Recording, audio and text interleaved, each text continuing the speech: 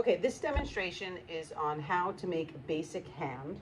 I will start the demonstration off and show you the first couple of steps, and then I will be sharing the link to the video we watched the other day together where you see the sculptor putting the finishing steps on the fingers. Okay, so I'm starting out with a big block of wedge clay. I realize some of you are going to be doing small hands, some of you are going to be doing multiple hands. I'm going to demonstrate a life-size hand, and we can go from there. Obviously, you guys will make adjustments depending on exactly what you're sculpting. So I am going to actually cut this into two sections. I'm going to make one part for the wrist and the other part the hand, so I'm going to wrap that up. And the part that I'm making for the lower part, which is the wrist leading up to the hand, I'm simply going to squeeze it. I can even use, you can see me over here, the table. And I'm using my own arm to be a guide.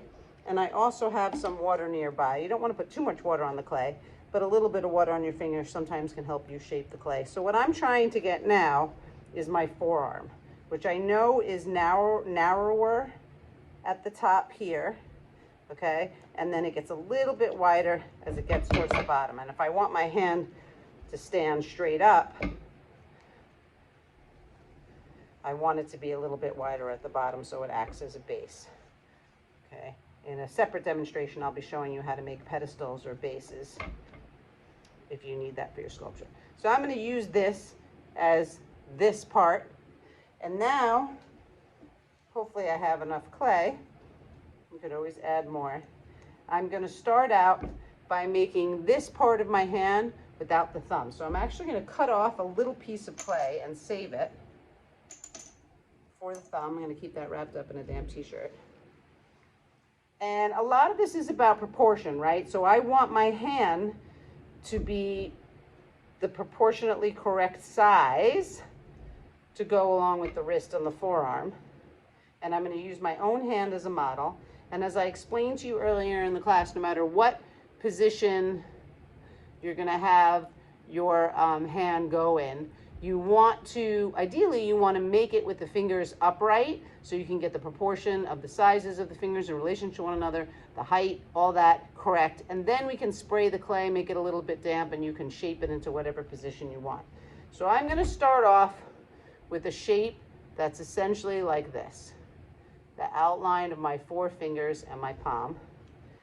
And I am putting it on in relation to my wrist and forearm. Everything's going to be real messy at this point, just trying to get the basic shape out. I did not need to slip and score that on because my clay is really plastic, and as long as my clay, both pieces of my clay are plastic, I don't need to slip and score. I can just kind of smush the clay together. So now I have that. I'm making sure it's standing up on its own. I'm gonna kind of look at it in combination next to my hand. And again, I'm just trying to get this, and it looks like I need a little bit more height. I actually can thin it out and push the clay up a little bit more because my hand is not that thick. I'm looking at the thickness of my hand and fingers, and that's gonna enable me to have more height. So maybe just a little bit more. Again, I'm not worrying about the thumb at this point, just the palm and the height of my fingers. I'm even going to put my own hand right behind it. Push up a little bit from here, add some from the wrist to the bottom of the palm. Okay, so a lot of it is just looking at your own hand. If you're making something that's not life size and it's smaller, you're going to need to make adjustments as necessary. Remember, this is just a basic demo just to kind of get you started. And there's lots of hand demos on YouTube, so we can look up hands in specific shapes and positioning if you need be. Okay, so now I know that I have four fingers here. I have a pinky, ring finger, middle finger, and then my pointer finger. So I don't like those lines. It feels a little bit too close together, so we're going to start again. So it's going to be pinky, middle finger, pointer finger. Okay. So, how far do I cut these down, right? I'm going to take the cutting string. I know that the angle of my hand, if I look here, kind of goes down. So I'm actually going to draw that line too, to kind of help me, so when I cut the fingers apart, I know how far to cut down. So I'm going to cut my pinky, my middle finger, let's see, my pinky, my ring finger, my middle finger, and my pointer finger. And now I can separate those fingers. And I noticed that the height, remember, no thumb yet, the height of my fingers needs to be adjusted. So this is, again, when I'm looking at my own hand, and I know that the pinky is significantly smaller than the ring finger. I can even use that extra clay to add onto the middle finger.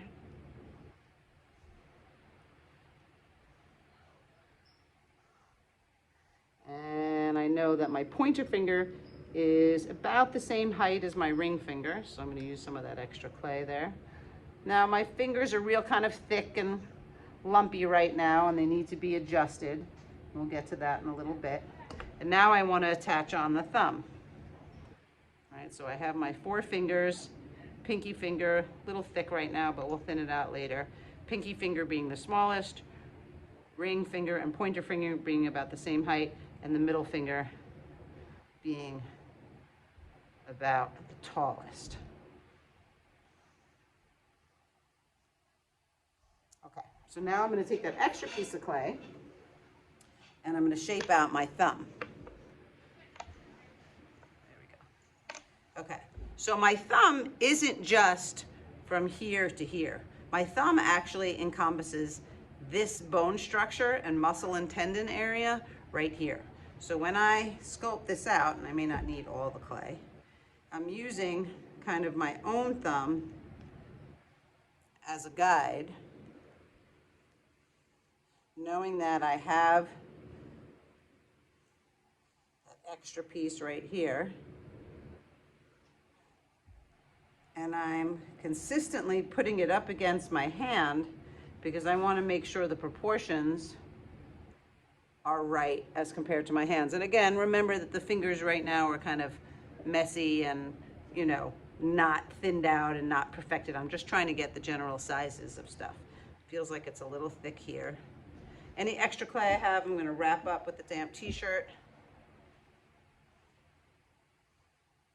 And that feels about right. And I'm going to take it again. I'm not slipping and scoring, but if I put my clay away for the day and came back next class and came back in and my hand felt leather hard, I would definitely need to go in and slip and score any clay that I attached. But I do not need to do that right now because my clay is super plastic.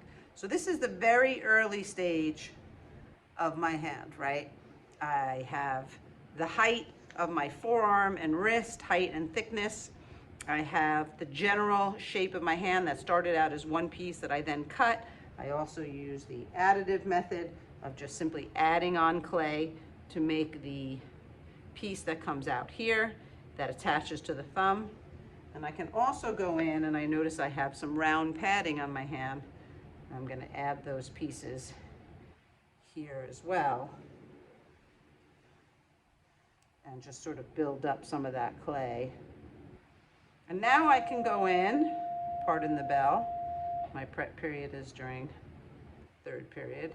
Now I can really go in and begin to perfect and neaten up those fingers and the palm of my hand and all the details. And that's going to involve several tools. I have a container with water and a paintbrush. I have some carving tools. And this is going to be my primary tool. So now I really want to shape up those fingers. And that involves the subtractive technique. So I'm actually taking this loop tool and I'm going around the finger again, using my finger as a model. I'm on a banding wheel, so I can spin the sculpture around as much as I need to.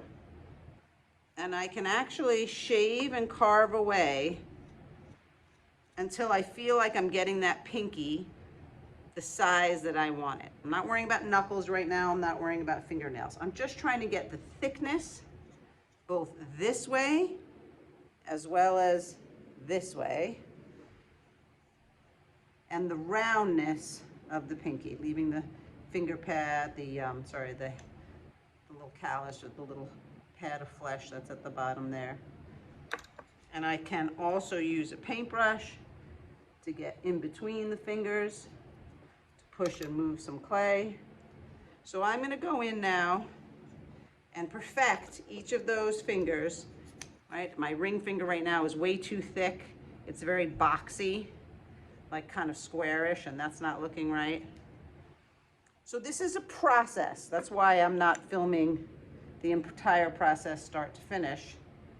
I'm gonna show you the other video that we looked at, but I wanted you to see me do the beginning stages, which is very similar to the video that's also attached to the Google Classroom assignment that this is connected to. That I'm going in, first I started with the additive technique of adding and pushing clay together to make the basic shape of the hand and fingers. And now I'm really going in using the subtractive method. And there's times where I might add more clay too, but I'm really looking at my own hand and deciding where it needs to be thinned out and rounded. And it's a process. You're not going to get it on the first once over. You might have to come back, round out the fingers.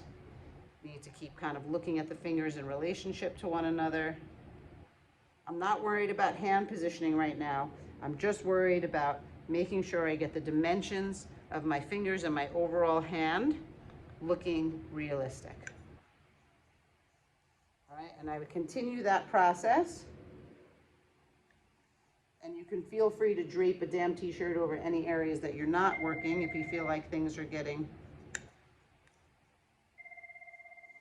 too, pardon the phone, getting too dry, or you can spray it or put a damp sponge on it. And you would continue that process. You would continue that process until you had done this with all your fingers, including your thumb, and really crisped up and perfected all the dimensions. And that's when you can move on to adding knuckles, adding fingernails, and then going in and bending your hand.